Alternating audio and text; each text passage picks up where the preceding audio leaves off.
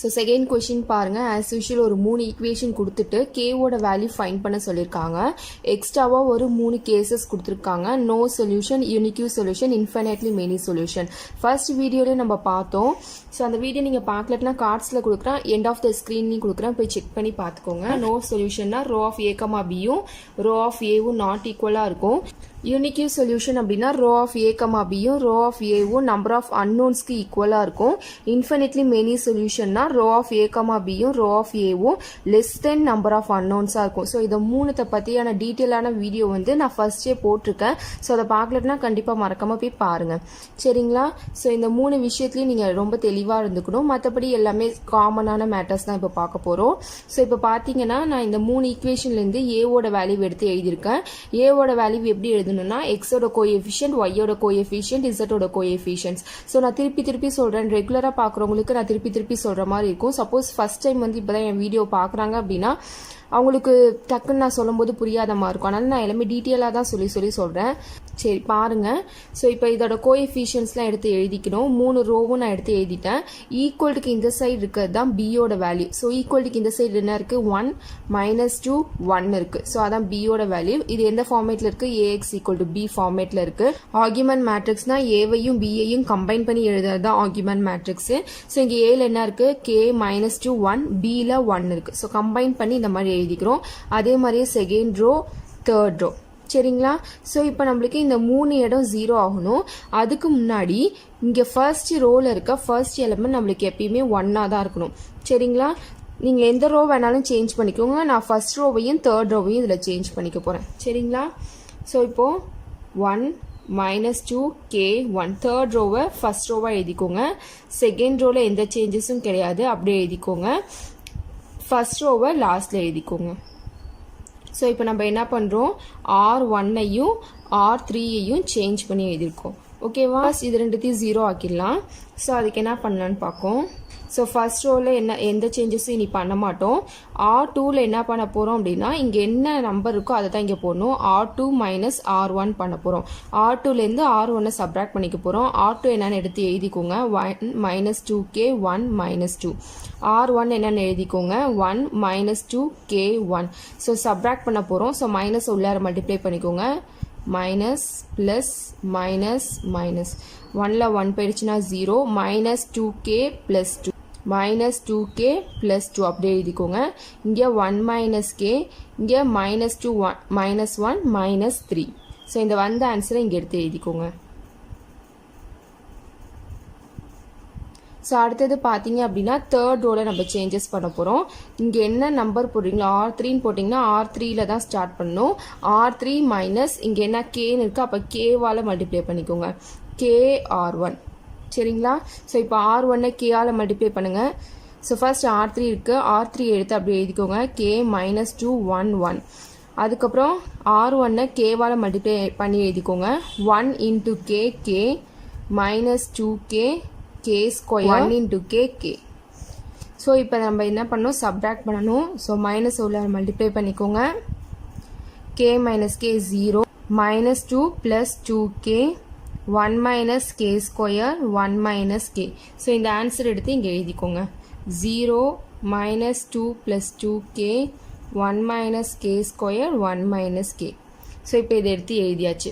Next என்ன பண்ண போகிறோம் அப்படின்னா நம்மளுக்கு இந்த இடம் 0 வரணும். ஸோ அது என்ன பண்ணலான்னு பார்ப்போம். ஸோ இனி செகண்ட் ரோலையும் எந்த சேஞ்சஸும், ஃபர்ஸ்ட் ரோ செகண்ட் ரோ ரெண்டுத்துலேயும் எந்த சேஞ்சஸும் கிடையாது, அப்படியே எடுத்து எழுதிக்கோங்க. R3ல் என்ன பண்ண போகிறோம் அப்படின்னா R3 இங்கே என்ன போடுறோமோ அதான் ஃபஸ்ட்டு போடணும். R3 + R2 பண்ண போகிறோம். ஸோ ஃபர்ஸ்ட் R3 எழுதிக்கோங்க. 1 - k ஸ்கொயர் 1 - k. ஸோ R3யோட வேல்யூ எடுத்து ஃபர்ஸ்ட் எழுதிக்கிட்டேன். Plus R2 0 -2k + 2 1 - k -3. So ரெண்டுத்தையும் ஆட் பண்ணுங்கள். இங்கே -2 இருக்குது, இங்கே +2 இருக்குது, இங்கே +2k இருக்குது, இங்கே -2k இருக்குது. அப்போ 0 ஆகிடும். இங்கே பார்த்தீங்க அப்படின்னா 1 - k ஸ்கொயர் ப்ளஸ் 1 - k இருக்குது. 1 + 1 2 -k -k ஸ்கொயர், ஓகேவா? இங்கே பார்த்தீங்க அப்படின்னா 1 - k -3 இருக்குது. அப்போ -k -2. ஸோ இதை வந்த ஆன்சர் எடுத்து இங்கே எழுதிக்கோங்க. As it is.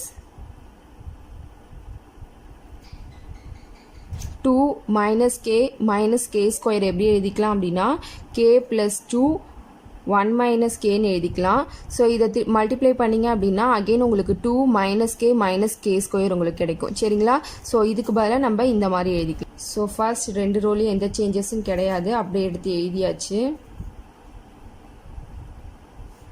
ஸோ அந்த இடத்துல அந்த ஈக்குவேஷன் இங்கே இருக்குல்ல, இதை வந்து நான் இந்த மாதிரி சேஞ்ச் பண்ணி எழுதிக்க போகிறேன். இங்கே மைனஸ் கே மைனஸ் 2ன்னு இருக்குல்ல, இங்கேருந்து மைனஸை காமனாக வெளில எடுத்து எழுதிக்க போகிறேன். ஓகேவா?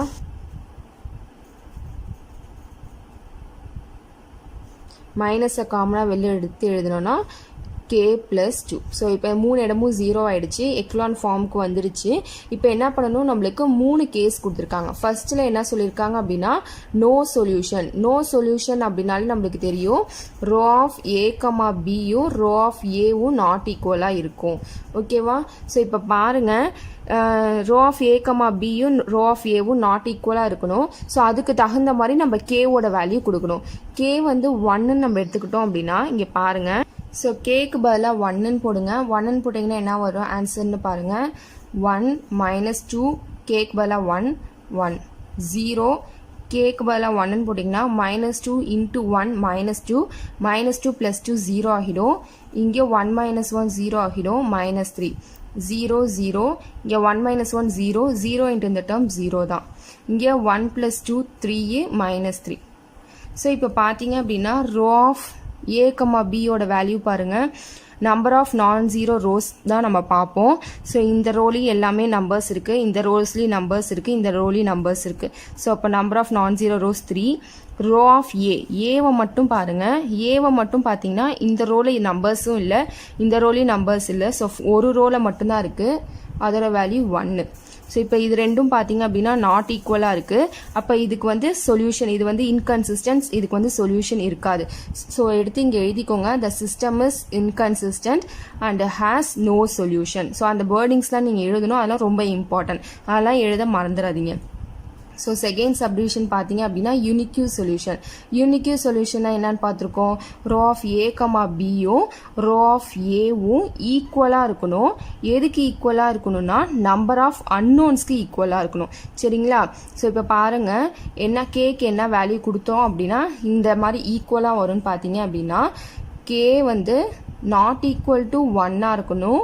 கேவோட வேல்யூ வந்து நாட் ஈக்குவல் டு -2 1 -2 இதை தவிர்த்து எந்த நம்பர் கொடுத்தாலுமே இந்த கண்டிஷன் வந்து சாட்டிஸ்ஃபை ஆகும். ஸோ பாருங்கள், இங்கே போட்டு காமிக்கிறேன். ஸோ இதெல்லாம் நீங்கள் போகணும், இந்த இது போட்டு காமிக்கிறேன்ல, இது போகணுன்னு அவசியம் இல்லை, டேரெக்டாக நீங்கள் இந்த ஸ்டெப்க்கு வந்துடலாம்.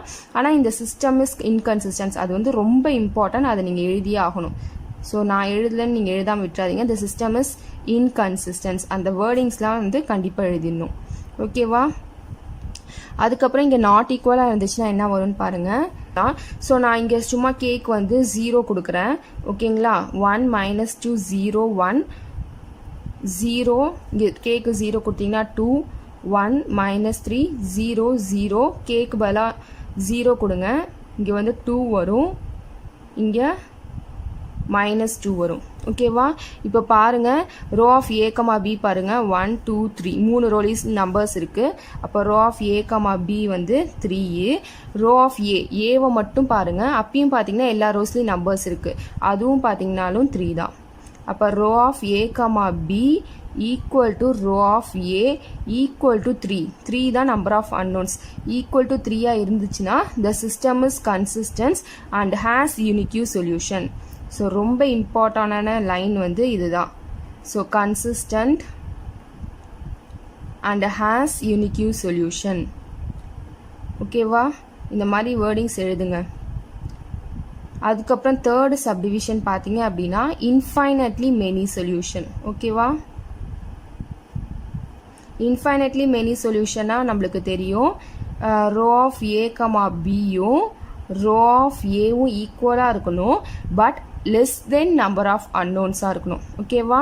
இப்போ பார்த்தீங்க அப்படின்னா கே ஈக்குவல் டு -2 இருந்துச்சு அப்படின்னா இந்த கண்டிஷன் வந்து சாட்டிஸ்ஃபை ஆகும். இது இந்த கேவோட வேல்யூஸ் தான் ஆன்சர் உங்களுக்கு. ஓகேவா? கேவோட வேல்யூ தான் நம்மளுக்கு ஃபைண்ட் பண்ண சொல்லியிருக்காங்க. இப்போ கேக்கு -2ன்னு கொடுங்க.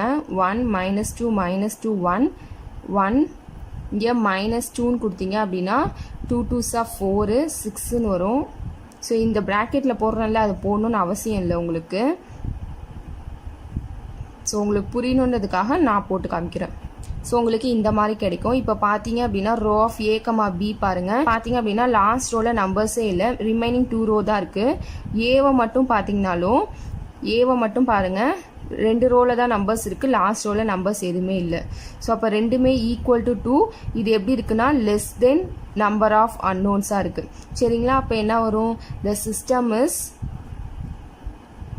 Consistent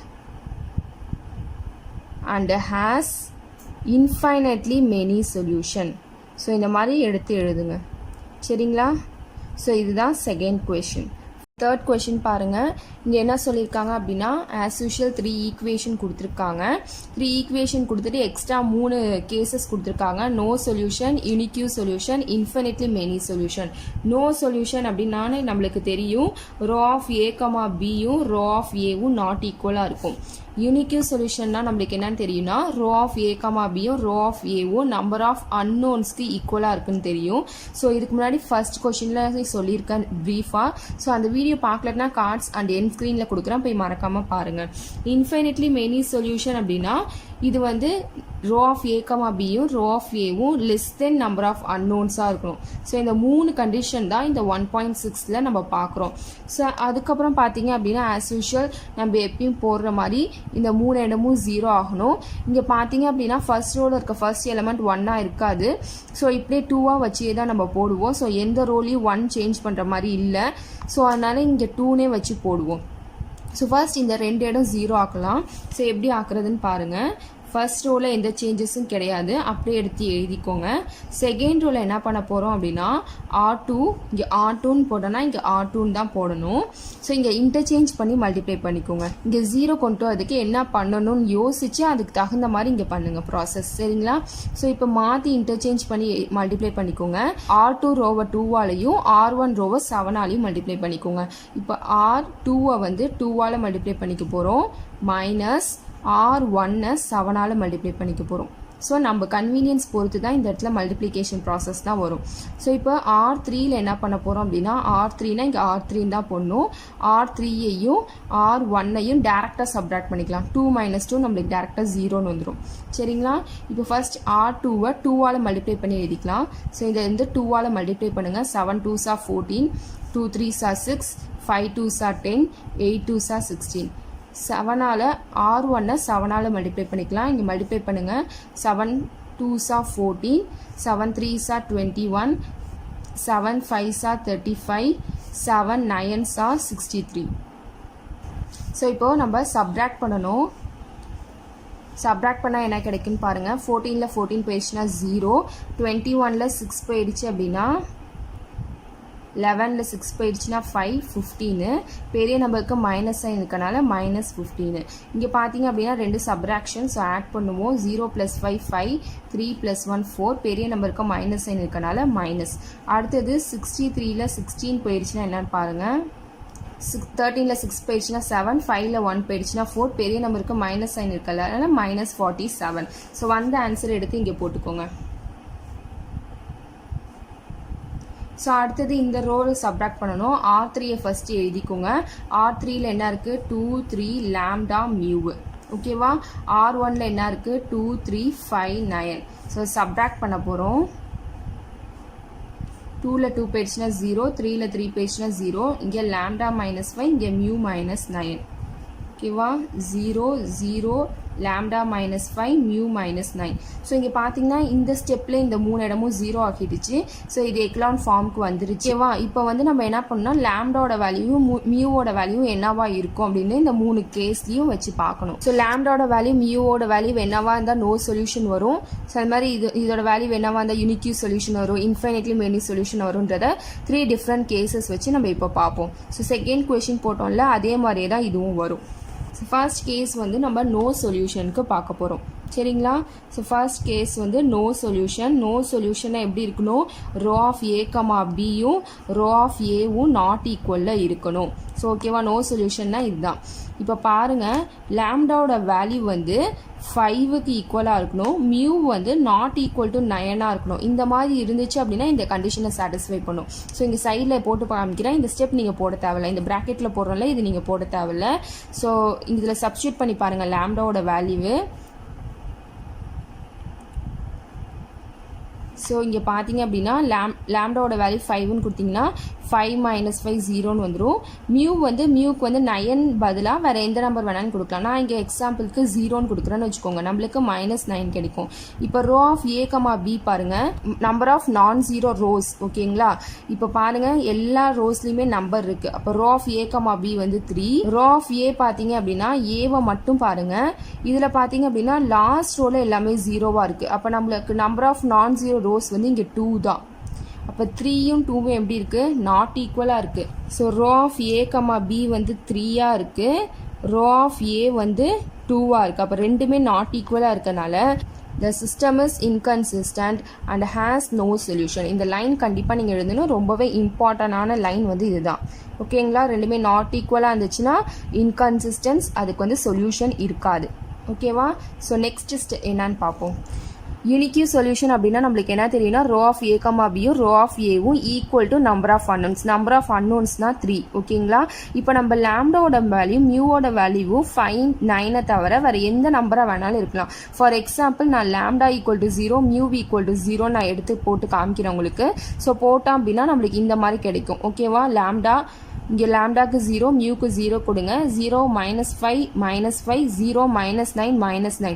row of A comma B பாருங்கள், எல்லா ரோஸ்லேயும் நம்பர்ஸ் இருக்குது. அப்போ row of A comma B 3.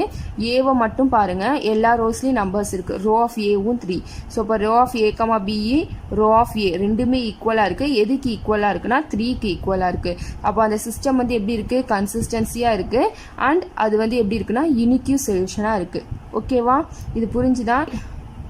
Infinitely many solution அப்படின்னா என்னன்னா ரோ ஆஃப் ஏ கமா பியும் ரோ ஆஃப் ஏவும் ஈக்குவலாக இருக்கும், but less than number of அன்னோன்ஸாக இருக்கும். நம்பர் ஆஃப் அன்னோன்ஸ் வந்து 3. சரிங்களா, இப்போ லேம்டாக்கு 5 மியூக்கு 9ன்னு கொடுத்தீங்க அப்படின்னா இங்கே கொடுத்து பார்த்தீங்க அப்படின்னா உங்களுக்கு இந்த மாதிரி வரும்.